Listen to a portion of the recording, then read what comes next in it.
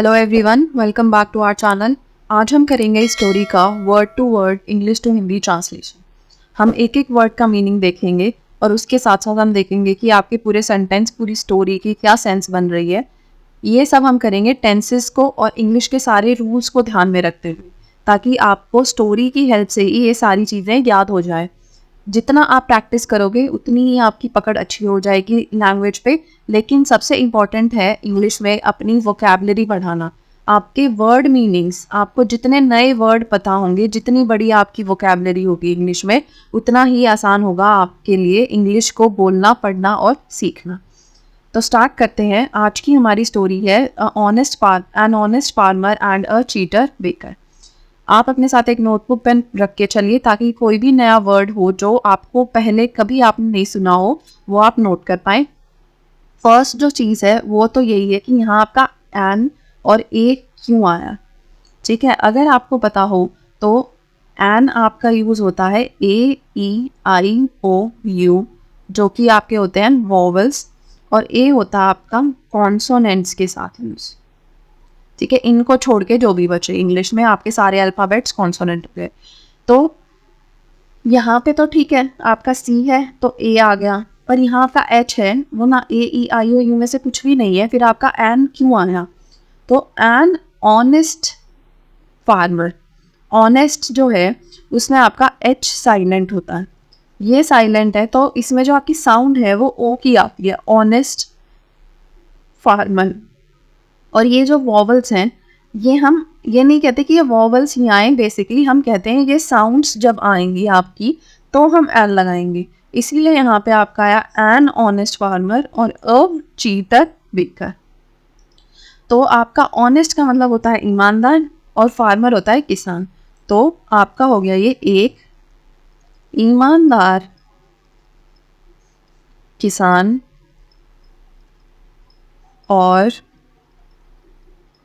A cheater baker, एक cheater हो गया धोखेबाज, एक धोखेबाज बेकर। बेकर क्या होता है? जो केक, ब्रेड्स या ऐसी सिमिलर सी चीज़ें बनाते हैं वो होते हैं आपके बेकर, जो बेकरी में काम करते हैं। ठीक है, बेकरी तो आपने सुना होगा, जहाँ केक वगैरह मिलते हैं आपको, चॉकलेट्स, केक्स, बिस्किट्स, ये सब होता है आपका। सिर्फ वही चीज़ें मिलती हैं, वो होती है आपकी बेकरी, और जो वहाँ काम करते हैं उनको बोलते हैं बेकर, जो वो चीज़ें बनाते हैं। तो वंस अपॉन अ टाइम मतलब एक समय की बात है, एक समय की, एक सेकंड, एक समय की बात है। ये आपका जब भी यूज़ होगा फ्रेज, इसका मतलब आपका पास्ट टेंस है, क्योंकि हम पास्ट में किसी समय की बात कर रहे हैं। एक समय की बात है। इन अ स्मॉल टाउन, एक छोटे शहर में, a farmer and a baker did business with each other. Do की सेकंड फॉर्म है डिड, और बिजनेस होता है आपका व्यापार, विद होता है साथ, ठीक है, और ईच अदर हो गया एक दूसरे, एक दूसरे, ठीक है, के साथ हो गया। अब आपका पूरे सेंटेंस का मीनिंग हो गया यहाँ पे कि एक समय की बात है, एक छोटे शहर में एक किसान और एक एक बेकर एक दूसरे के साथ, एक दूसरे के साथ व्यापार, बिजनेस करते थे, डिड। ठीक है, वैसे आपका डिड के साथ जो है, डिड हम यूज़ करते हैं मोस्टली पास्ट में इंटेरोगेटिव या नेगेटिव सेंटेंसेस में, और उसके साथ आपकी वर्ब की फर्स्ट फॉर्म आती है। लेकिन डिड आपका डू की सेकंड फॉर्म भी है, जिसका मतलब होता है करना। ठीक है, तो डिड हो गया करते थे, पहले करते थे। ठीक है, दे डू बिजनेस टुगेदर मतलब वो अब भी करते हैं, दे डिड बिजनेस टुगेदर मतलब वो पहले करते थे।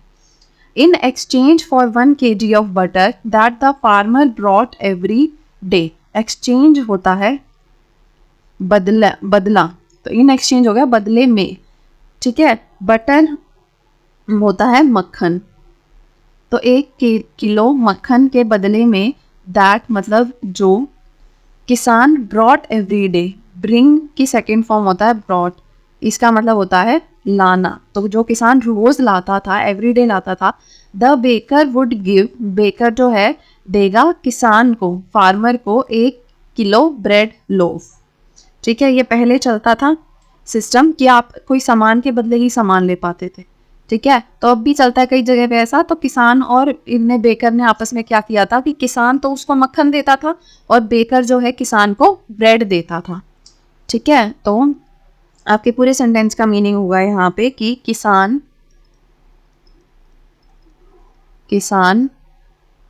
प्रतिदिन 1 किलो मक्खन, या आप डायरेक्ट बोल सकते हो कि किसान के 1 किलो मक्खन के बदले में। ठीक है, बट हम यहाँ पे ये दिया ब्रॉट एवरीडे, तो हम वो लिख सकते हैं इसको कि किसान हर रोज 1 किलो मक्खन लाता था। किसान डेली या एवरी डे, तो प्रतिदिन, एवरीडे प्रतिदिन 1 किलो मक्खन, एक सेकेंड, जो 1 किलो मक्खन लाता था, जो 1 किलो मक्खन लाता था, ब्रॉट, उसके बदले में,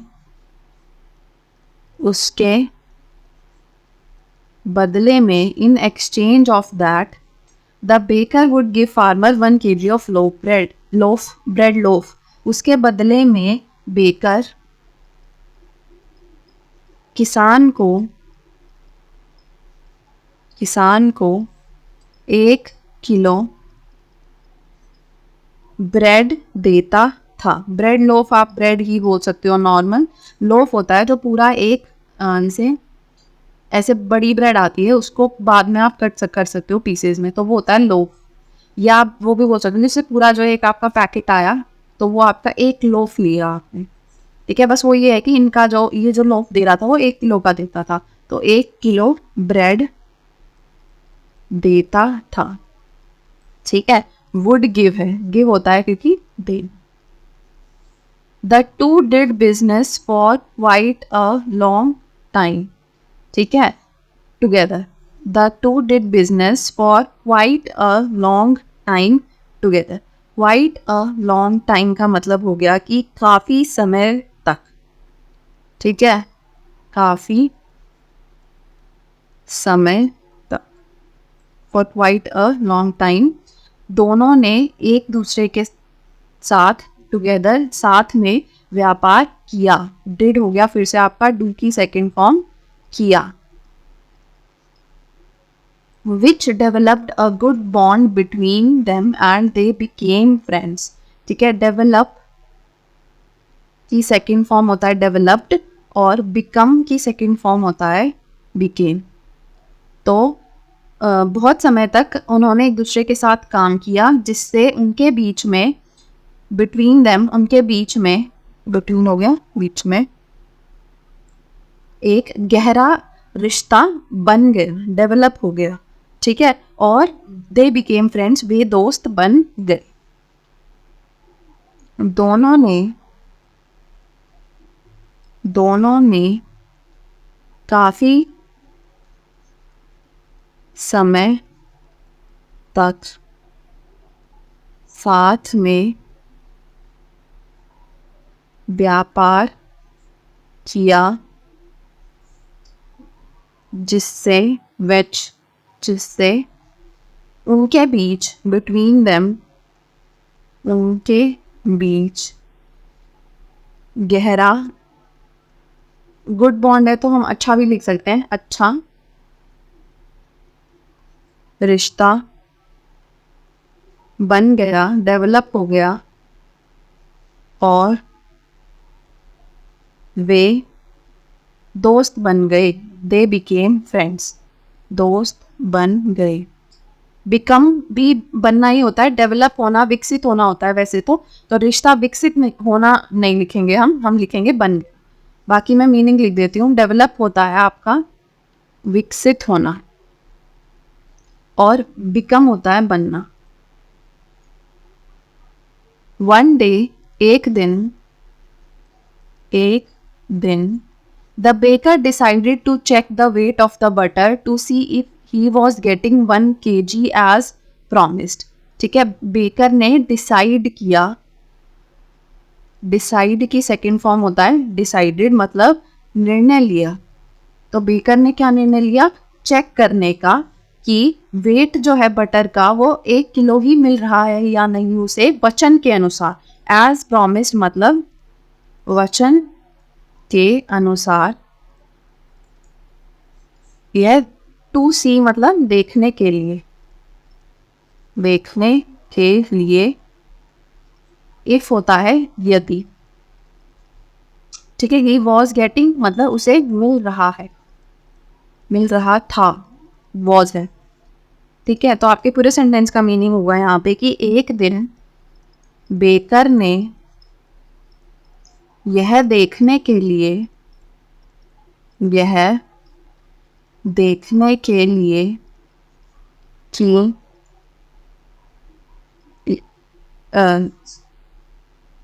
यह देखने के लिए कि उसे वादे अनुसार या वादे के अनुसार, वचन के अनुसार 1 किलो मक्खन मिल रहा था, मिल रहा था या मिल रहा है। क्या करने का निर्णय लिया? मक्खन का वजन जांचने का निर्णय लिया। मक्खन का वजन, सॉरी वेट होता आपका वजन, तो मक्खन का वजन जांचने का निर्णय लिया। इसे आप ऐसे भी लिख सकते थे कि एक दिन बेकर ने मक्खन का वजन जांचने का निर्णय लिया, यह देखने के लिए कि उसे वादे अनुसार 1 किलो मक्खन मिल रहा है। ठीक है, when he measured the butter, he found that the farmer was not giving him 1 kg of butter, it was less than that. ठीक है, when होता है जब। उसने मेजर किया, मेजर की सेकेंड फॉर्म होता है मेजर्ड। व्हेन ही मेजर्ड मतलब जब उसने नापा, क्या नापा? मक्खन को। ही फाउंड, फाइंड की सेकेंड फॉर्म होता है फाइंड, तो उसे यह पता चला, सॉरी फाइंड वैसे होता है मिलना या पता चलना भी होता है, तो उसे यह पता चला कि farmer was not giving him 1 kg of butter, कि किसान जो है उसे नहीं दे रहा था 1 किलो मक्खन। It was less than that, वह उससे कम था। देन दैट मतलब उससे कम था, लेस था। ठीक है, तो जब उसने मक्खन को नापा या मक्खन नापा, उसे पता चला, उसे पता चला कि किसान उसे 1 किलो, 1 kg या 1 किलो मक्खन नहीं दे रहा है, नॉट गिविंग, नहीं दे रहा है। 1 किलो मक्खन नहीं दे रहा है, मक्खन उससे कम था, मक्खन उससे कम था।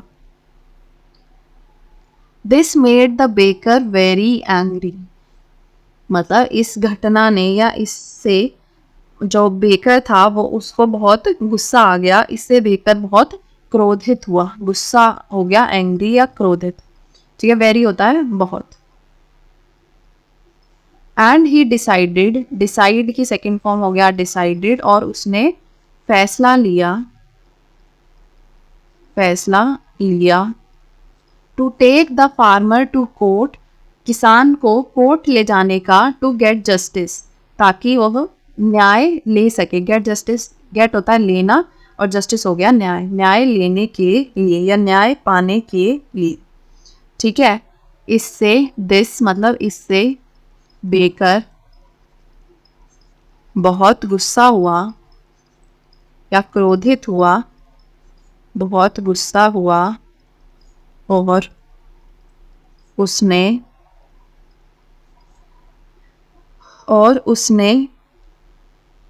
न्याय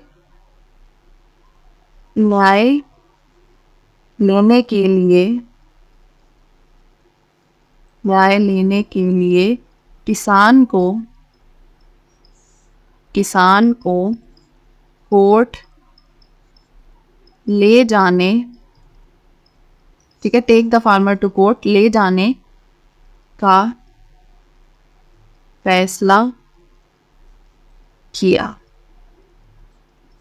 When the farmer appeared, जब किसान appear हुआ, ठीक है, मतलब appear होता है पेश होना, ठीक है, तो जब किसान पेश हुआ कहाँ पे, बिफोर द जज, जज के आगे, कोर्ट में, द जज आस्क्ड हिम, जज ने उससे पूछा, हिम हो गया उससे, और पूछा, if he used any machine to measure the butter, कि क्या वह कोई मशीन का इस्तेमाल करता है मक्खन को मेजर करने के लिए, नापने के लिए, कि वह किसी मक्खन को नापने के लिए किसी मशीन का इस्तेमाल करता है।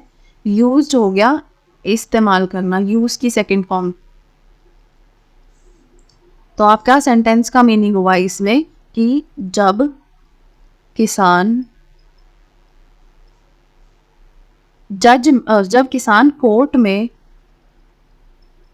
कोर्ट में जज के आगे, बिफोर द जज, पेश हुआ, अपीयर्ड, पेश हुआ, जज ने उससे पूछा कि क्या वह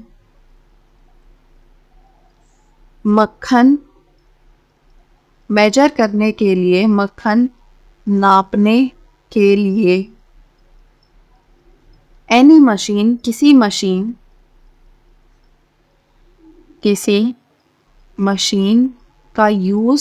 का इस्तेमाल करता है। द पुअर फार्मर रिप्लाइड, गरीब किसान ने उत्तर दिया, गरीब किसान ने उत्तर दिया, योर ऑनर, मतलब हम कोर्ट में जो जज होता है उसको ऐसे ही बोलते हैं, योर ऑनर। ऑनर होता है वैसे इज्जत देना, तो योर ऑनर, वैसे मतलब महाराज वगैरह को भी बोल देते थे ऐसे, योर ऑनर, लेकिन आप बोल सकते हो क्या यहाँ पे भी महाराज या मालिक या कुछ भी। I do not have a proper measuring machine but I do have a scale, ठीक है, मेरे पास, आई हैव हो गया मेरे पास, एक प्रॉपर मेजरिंग मशीन, एक प्रॉपर होता है मतलब उचित, बिल्कुल सही, ठीक है, उचित नापने की मशीन नहीं है, उचित वजन मापने की मशीन नहीं है, बट लेकिन, I do have a scale, लेकिन मेरे पास है एक स्केल, ठीक है, स्केल क्या होता है, तराजू, कि मेरे पास एक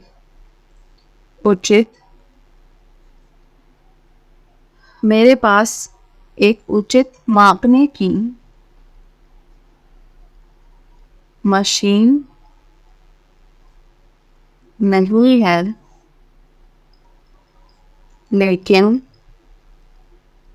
लेकिन मेरे पास एक तराजू है।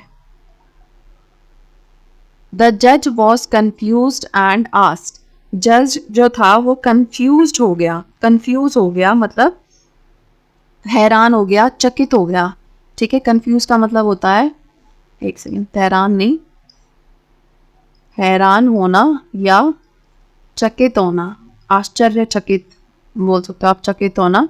How did you weigh your butter then, फिर तुम कैसे अपना मक्खन नापते थे। हाउ हो गया आपका फिर, डिड के साथ आप देखो वे आया है, वेड नहीं आया, ठीक है, वर्ब की फर्स्ट फॉर्म आएंगे डिड के साथ। How did you weigh your butter then, तुम, सॉरी, हाउ होता है कैसे, सॉरी, हाउ होता है कैसे, देन होता है फिर, ठीक है। फिर तुम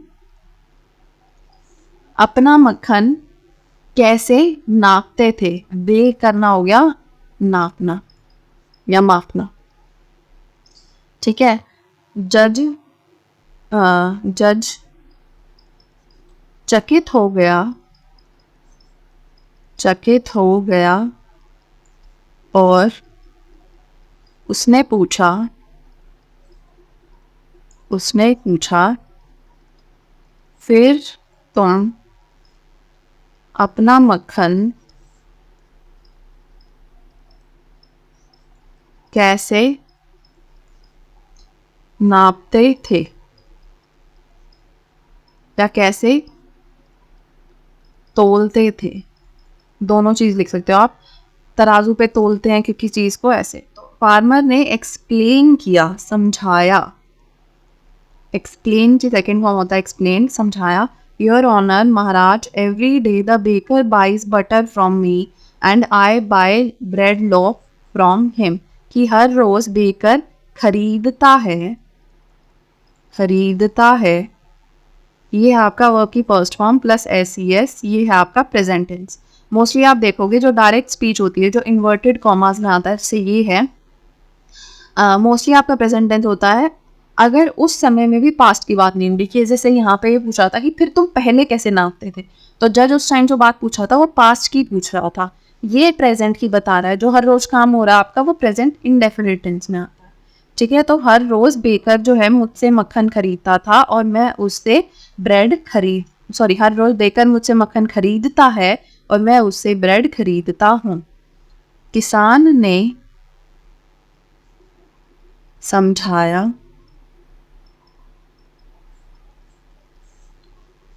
योर ऑनर महाराज,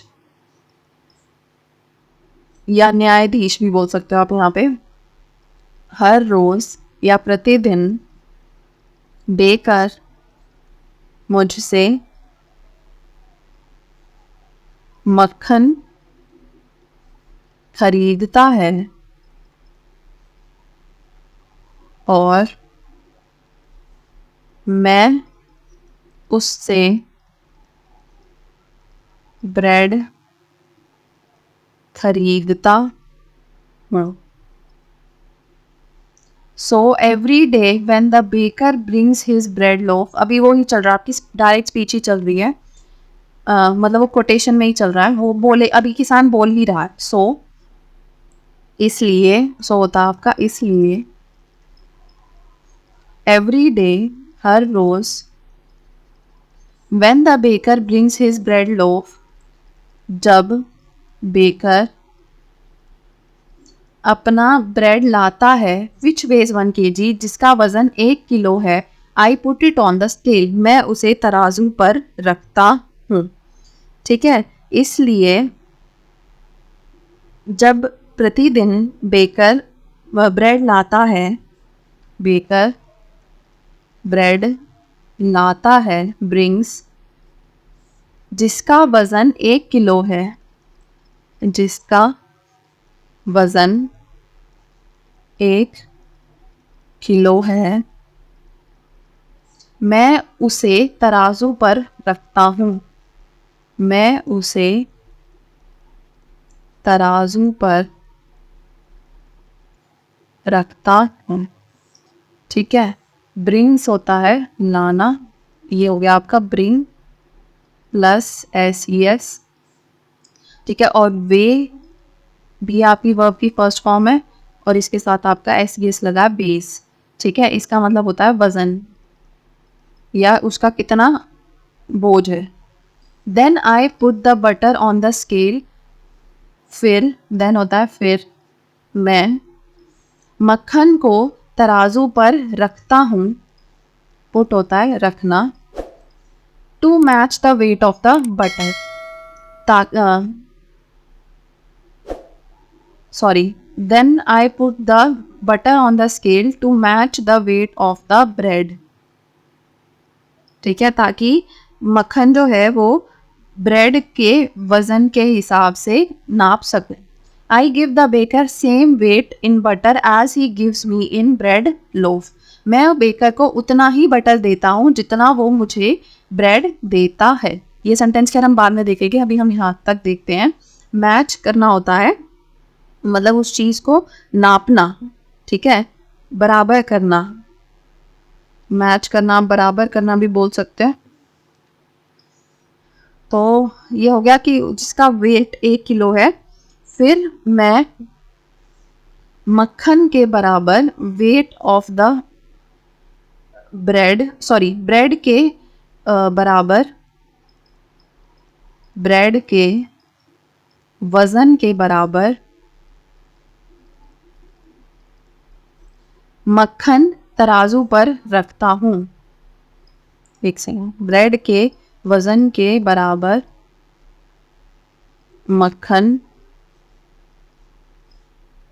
तराजू पर रखता हूँ. ठीक है. Put the butter on the scale, butter तराजू पर रखता हूँ. To match the weight of the bread, bread के वेट के बराबर करने के लिए या बराबर. आई गिव द बेकर, मैं बेकर को देता हूँ. गिव हो गया देना, तो यही हो गया आपका प्रेजेंट इंडेफिनिट होता है ता है, ती है, ते है. तो मैं बेकर को देता हूँ, यहाँ रखता हूँ, लाता हूँ, वही आपका ता है, ती है, ते है, प्रेजेंट इंडेफिनिट टेंस में यूज होता है.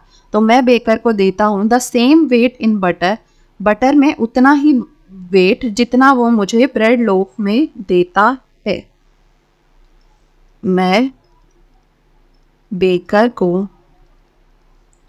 उतना ही मक्खन देता हूँ जितना वह मुझे ब्रेड देता है.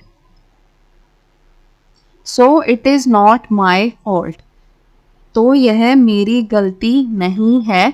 It is actually the baker's fault, यह असल में बेकर की गलती है. अपोस्ट्रोफी एस होता है आपका का के की, ठीक है. तो बेकर की गलती, फॉल्ट हो गया आपका गलती, एक्चुअली होता है असल में, ठीक है. तो या इसलिए यह मेरी गलती, माई फॉल्ट नहीं है, इज़ नॉट, यह असल में बेकर की गलती है, बेकर की गलती है. The farmer made butter with the bread loaf, किसान जो था वो बटर के किसान जो था ब्रेड के अनुसार बटर को नापता था. किसान ब्रेड के अनुसार या ब्रेड के साथ,